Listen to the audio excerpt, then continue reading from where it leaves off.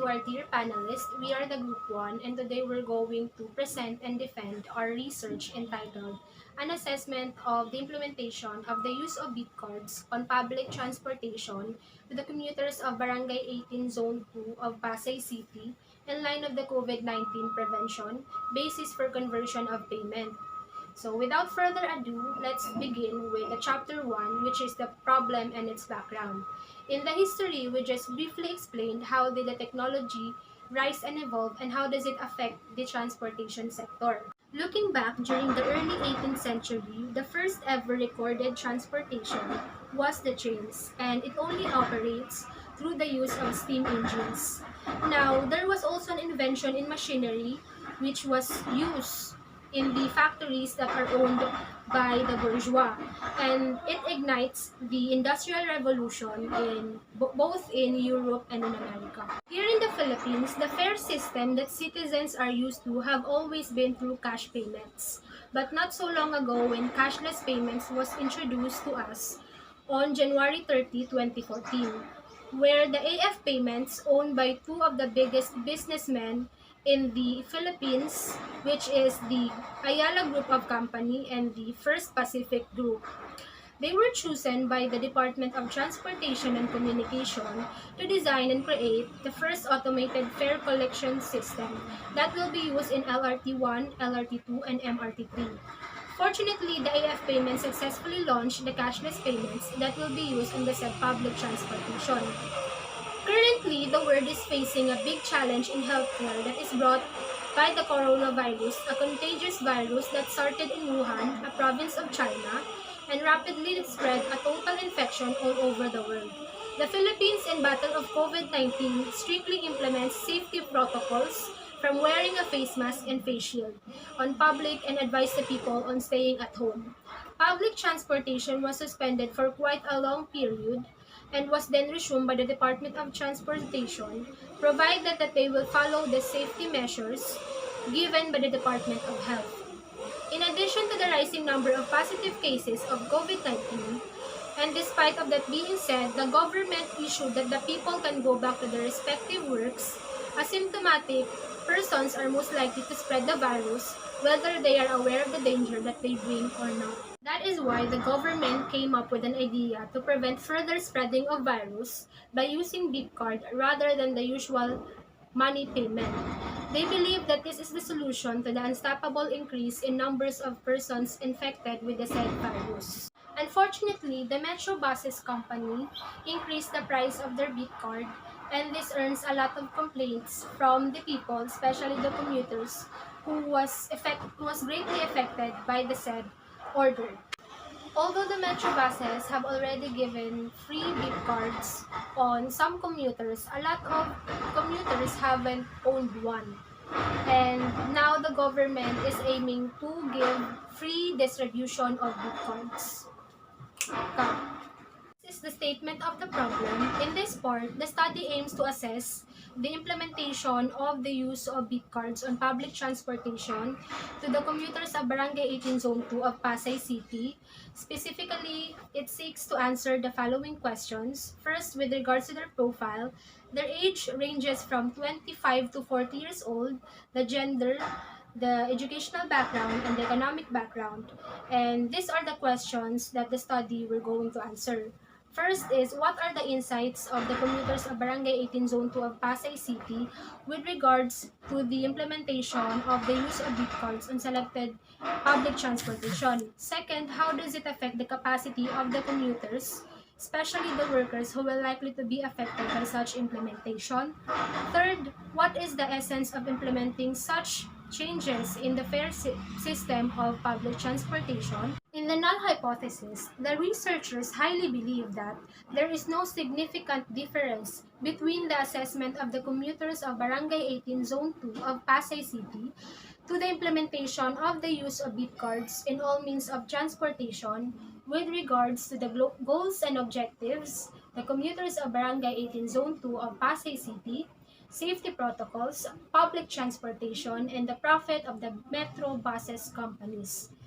Thus, there is a significant relationship between the implementation of the use of beep cards as a method of payment in all transportation and the effectiveness of such implementation given by the risk of COVID-19. And these are the set of questions. Is there a significant relationship between the assessment of the commuters of Barangay 18 Zone 2 of Pasay City with the implementation of the use of beep cards in transportation? Second, what is the most effective and orderly mode of payment, the cash or the beep cards? Third, based on the findings, what solution may be proposed? Next is the significance of the study. This study is expected to help those people who usually commutes, the Department of Transportation and other agencies tasked to supervise the transportation sector, the national government, the faculty of the City University of Pasay, and the future researchers. Now let's move on to the scope and limitation of the study. This research work aimed to assess the implementation of the use of gift cards for public transportation in line with the COVID-19 prevention and is only limited to fiscal year 2020 and 2021. The instrument used was a multiple choice type of questionnaire. The time coverage was limited to the school year 2020 and 2021. The result of this study could only be valid within the areas of the research, and the areas of the study will only be limited within the Barangay 18 Zone 2 of Pasay City.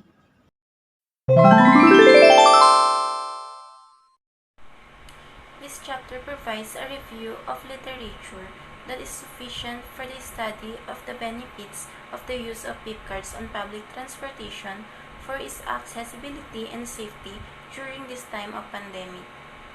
In addition to this, the advancement in technology brings a lot of useful devices or products that could make people's lives easier. Cashless payments bring a whole new different cycle of incoming and outgoing of money. This is the product of advanced technology that enable us to be more digitally inclined and living the traditional kind of living.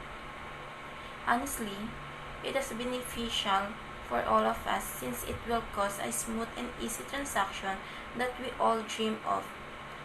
But on the other hand, if it is not well handled and secured, some hacker might be able to trace your account and would likely to steal your money. It was not a necessary method of payment until the COVID-19 began to circulate in our country, which is the Philippines. Now, there are a lot of ways to prevent the spreading of COVID-19. One is to make sure that we are all wearing a face mask and face shield, which are mandatory in every places. Staying at home is recommended during this time. In an article published by the Inquirer.net with a title to 30 Lemons for Information Drive on Beep Cards, he expressed his regrets and does not totally agree with the sudden implementation of cashless payment via beep cards on some public transportation. According to him, it is caused a choice from the commuters who were shocked by the news. In addition to this concern of the president goes to the less fortunate citizen that would likely to be affected by such announcement who had only enough amount of cash to pay for their fare. Now they are facing another problem, which is to avail the beep cards.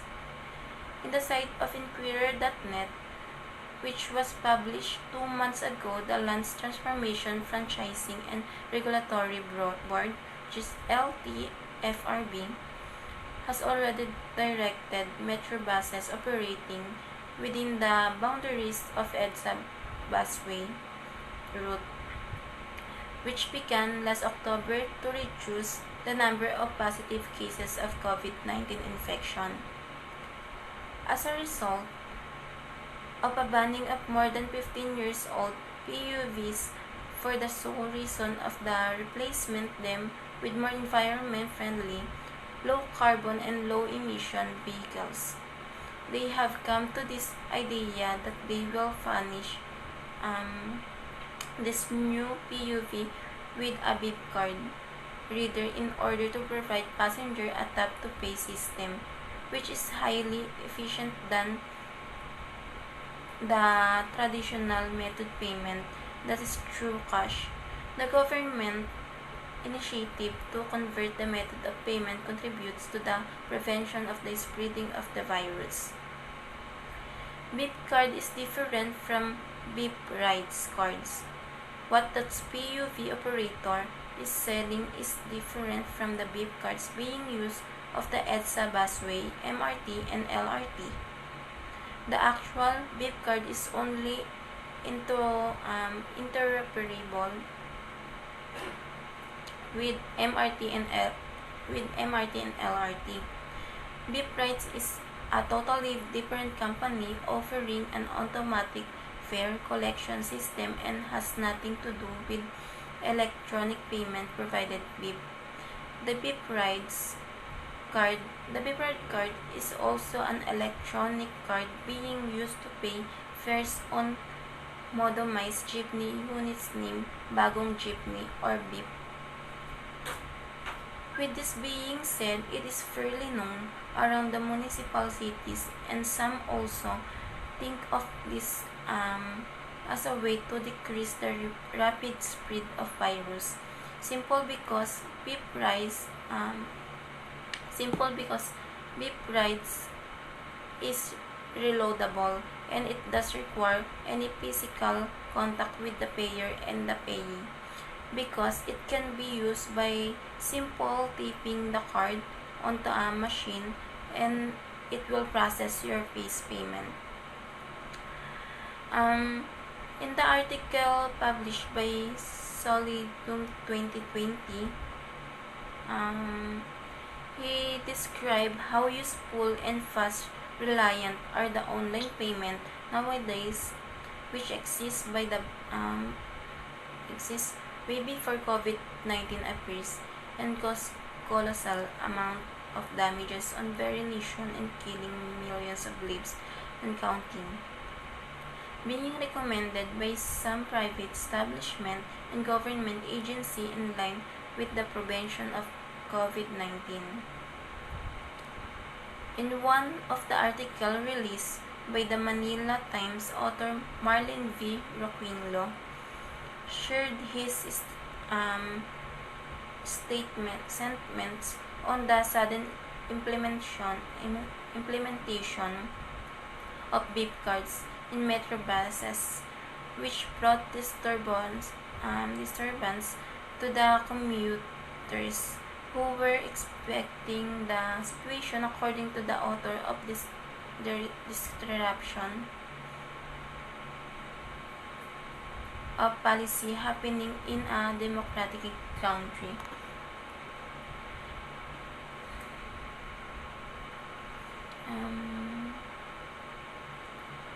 Would likely raise questions such as what will be the effect of the changes of it in the weaker members of the society.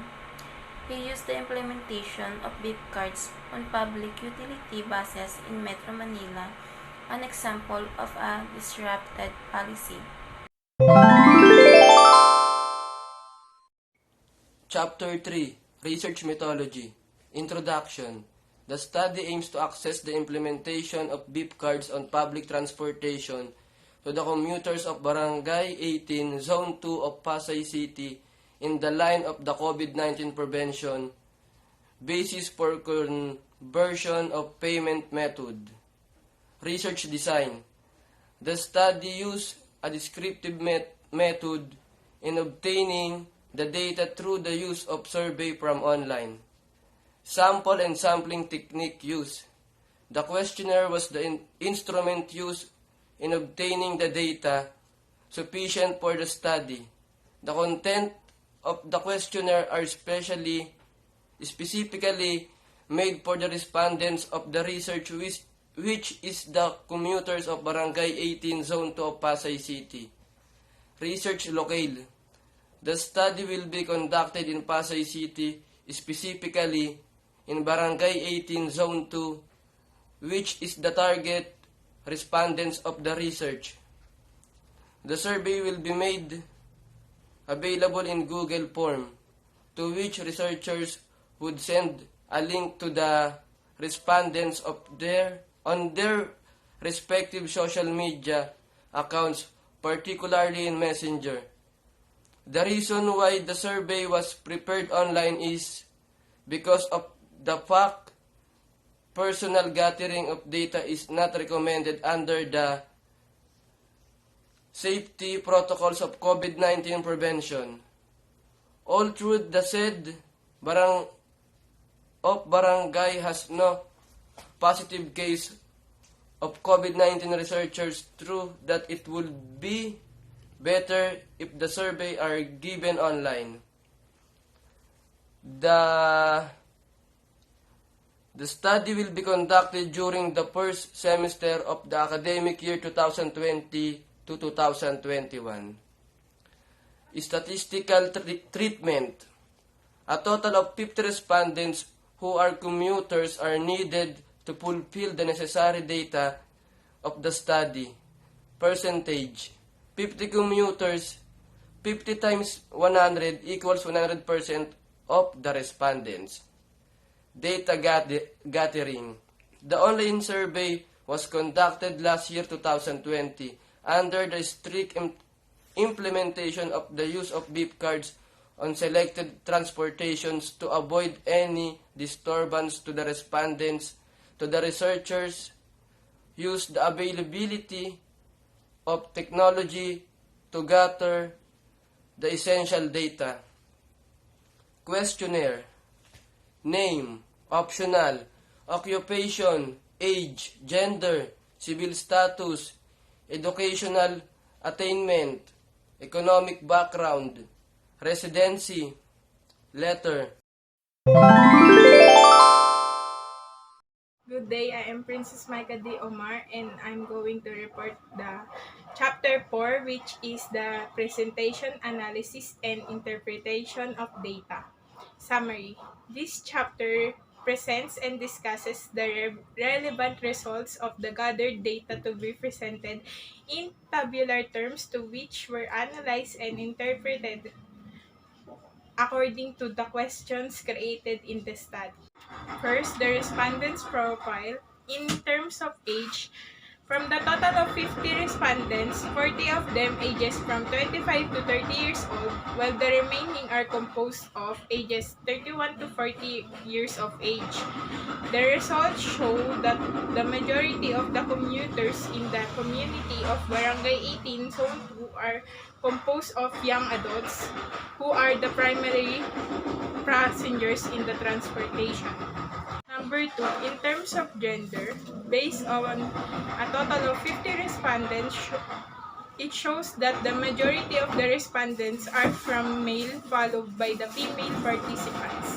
This is actually because of the reason that there are a lot of male commuters who reside in the barangay where the researchers took data. Number 3, in terms of civil status, the figure above shows that the whole questionnaire were answered by the respondents with a civil status of married, while almost half of them are single. There is no preference when it comes to the age of the prime respondents. So as long as they commute, then they will likely to relate their experience in the transportation aspect and will benefit from the result of the study. In terms of educational background, majority of the respondents who participates in the collection of data are from those who finish their secondary level, followed by the degree holders and elementary level. Here we can see the educational background of some respondents in the barangay. In terms of salary, most of the respondents are below minimum wage earners, while those working with a minimum wage holds holds the lowest percentage. This shows that workers are getting paid below the minimum wage set by the Department of Labor and Employment, or simply saying that they are part of the low-income earners. Number, in terms of residency of the respondents, all of the residents are legitimate respondents of the Barangay 18 Zone 2, which is the main participants of the study. This is the questionnaire which shows the results of the data. Respondents are all commuters, which means that they will be greatly affected if the implementation of VIP cards will be fully enforced on all public transportations. They often ride public transportations going to work and home. That shows the significance of public transportation to the daily life of commuters. The majority of the respondents spends 9 to 45 pesos. This is due to the fact that they ride jeepneys rather than other transportation. They also experience rush hour and they are aware of the implementation of the use of beep cards on all metro buses along EDSA. Majority of the respondents have already availed beep cards and they are in full support of implementing it in all kinds of transportation. They strongly believe that cashless payments are far much better than using money as a mode of payment. This is also significant during this time of pandemic. If the if the implementation of the use of beep cards will be fully implemented, this will be the perfect time to go cashless. To our last chapter, which is the summary findings and recommendations of the study. This chapter presents the summary of the findings, conclusions, and recommendations based on the data analysis presented in the preceding chapter. Some limitations have been identified. An assessment of the implementation of the use of beep cards on public transportation to the commuters of Barangay 18 Zone 2 of Pasay City in line of the COVID-19 prevention, a basis for conversion of payment method has been obtained for the purpose of this study. This survey was made and obtained last December 2020, wherein a lot of people have returned to their respective work. In the findings, the researchers found no relation to the implementation of beep cards on selected public transportation, nor received any complaints from the residents of Barangay 18 Zone 2, especially the commuters, with the possibility of changing the fare system into going cashless. The conducted study only shows the full support of the Filipino people, with the government's initiative to protect the citizen from the harm of COVID-19 virus. Although majority of the respondents are below wage earner, they are willing to follow certain guidelines of transportation, especially this time of pandemic, even if it means that they have to avail beep cards, which is the solution for prevention of infection of the COVID-19. Beep cards are known to the respondents and few of them are already using it on selected public transportation that accepts payment on cards. The safety and accessibility of this card is what made the respondents approves its use. And with this, respondents are open to have it as a means of payment on all public transportation. The sudden implementation of the use of beep cards on metro buses along EDSA busway might be a bit problem to a lot of commuters who are not expecting it to happen on the day where it was implemented. The safety of using beep cards is a top priority of the people who are commuting every day and are exposed to the danger of infected by the COVID-19 virus. When the time comes that the use of beep cards will be fully implemented to all kinds of public transportation, there will be a removal of employee in the transportation sector, particularly those who are tasked to receive the payments of the commuters, which are the conductors. The said implementation might produce some workers to lose their job. The danger of transmission of virus must not be set aside and will always be watched out by the people. In conclusion, the respondents are in favor of the use of gift cards rather than the money. for they know that it contributes to the prevention of the total positive cases of COVID-19. Now, as of October 9, 2020, the LTFRB are reported to provide beep cards to commuters for free. This is under the Memorandum Circular Number 2020-057 that aims to provide a free beep cards on all commuters, except those used in rail lines due to the ongoing deal with the AF Payments Company. This solved the problem of the commuters who are having trouble availing the said product. In the recommendation section, the researchers recommends that beep cards should be fully implemented on all kinds of public transportation and that the operators and drivers of public transportation must adhere to the guidelines set by the departments primarily focused on the transportation sector when the time comes that the implementation of beep cards will be enforced. And lastly, as to the future researchers, a study that focus on the total phase out of jeepney. That is all. Thank you.